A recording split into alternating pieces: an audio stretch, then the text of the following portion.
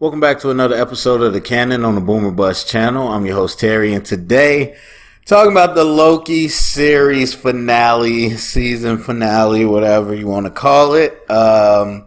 Episode 6. I think it was called For All Time Always or something like that. Whatever. Anyway, First I missed the 5 review. I mean, it was partial laziness, partial very busy. I just didn't get episode 5, not season 5. I didn't get around to doing that. I mean, it was cool. It was cool. It was a lot of cool looking stuff, but not much happened. And this has happened multiple times in this series where not much really happens in the episode, but it was cool. This I was worried about because, I mean, we've talked about it in many different series and seasons and whatnot, in which you can't get to the finale and then properly service the villain if you haven't gotten there yet. And so it was really a question of what they're going to do to give us, whoever the villain is, how you're going to properly do it. Now, a lot of people thought, hey, we might get an hour and 20, you don't know. And I was saying, like, yeah, I mean, my first inclination is like, yeah, this got to be a long episode.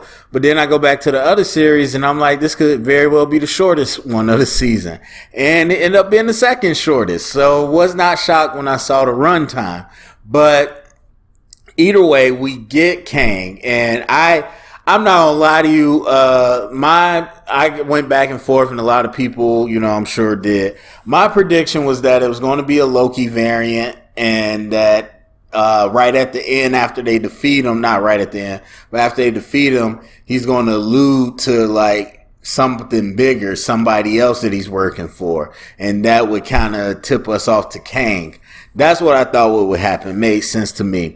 They went with Kang, and now in my mind, I'm like, even if they go with Kang, it ain't gonna be like full Kang. Like, we probably just, it's still gonna be like some behind the mirror type stuff.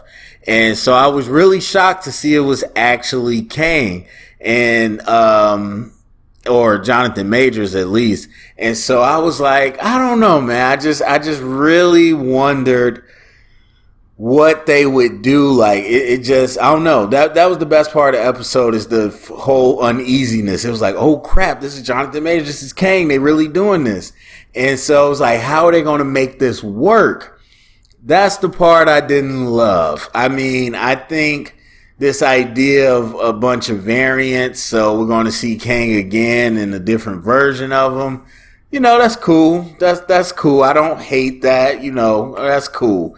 But the idea of like how he explained it and everything, it doesn't really answer everything about the TVA. It really kind of seemed glossed over. That's what I would say about this whole episode. It just seems like it glossed over the season, where you did not really get many answers. Now, people are saying, is season 2 coming? So we'll probably get answers then.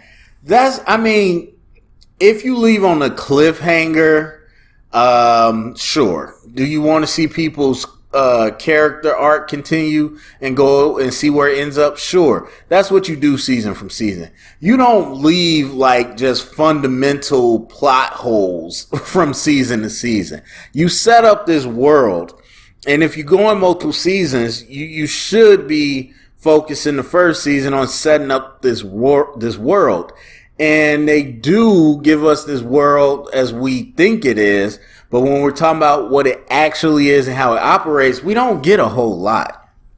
I mean, this idea that he was in the 30s and somehow was able to communicate with people from other times. It's one thing to theorize and to speculate that there's other parallel worlds or universes or whatever, but to be able to do it in the 30s, that kind of threw me, and they just went right past it. And it was like, oh yeah, we met with each other, and they showed him with the little whatever they call the portal that the time pad opens.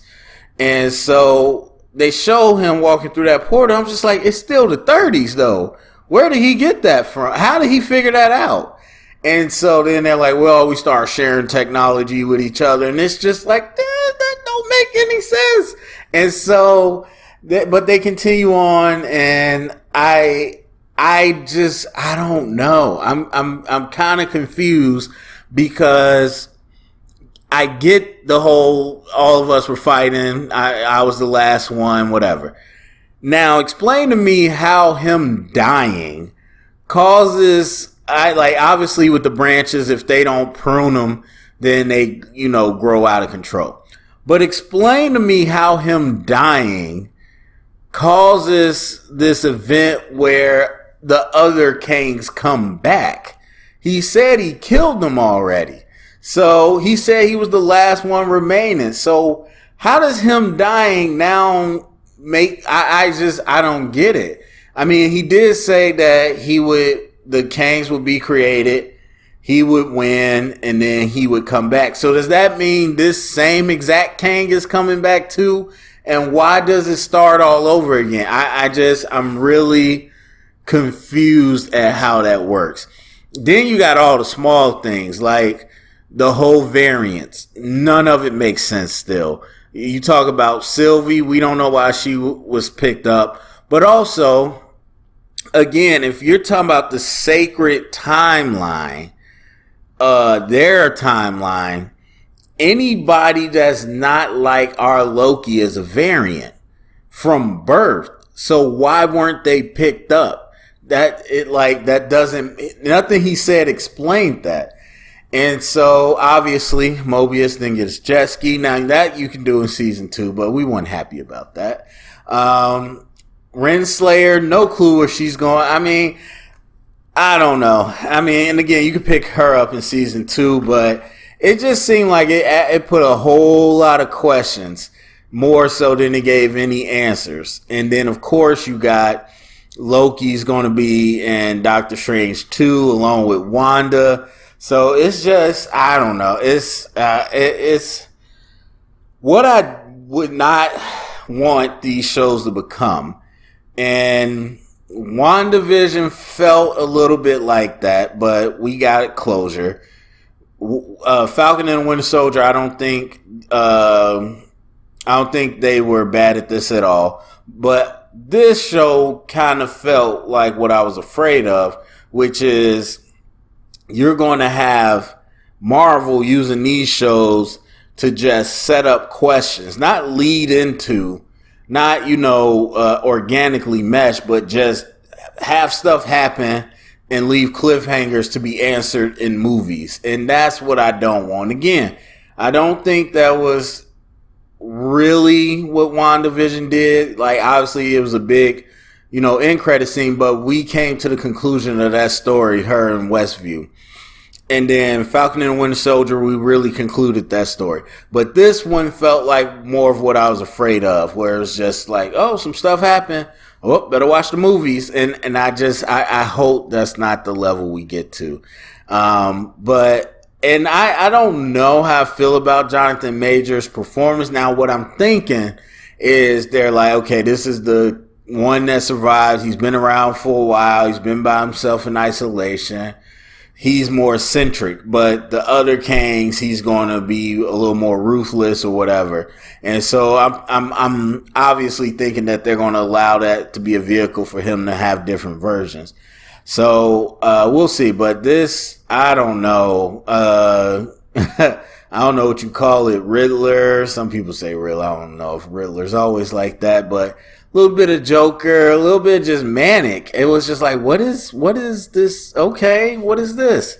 And he also said flesh and blood. Now, I knew about Kang. I'm not a Kang aficionado. I can't remember exactly if he's just a human.